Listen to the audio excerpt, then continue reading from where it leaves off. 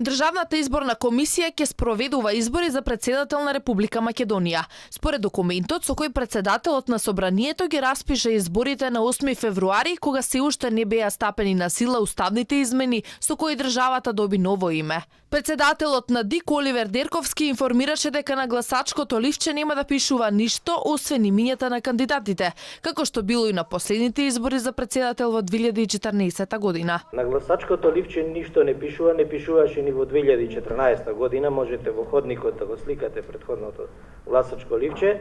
На новинарско прашање дали ќе се спроведуваат избори за председател на Република Македонија или на Република Северна Македонија, од ДИК велат дека на оваа прашање одговор треба да дадат оние кои ги распишале изборите. Зашто ќе имаме избори, треба прашате оној кој што ги распише изборите, ние сме државен орган кој што треба да ги спроведе изборите.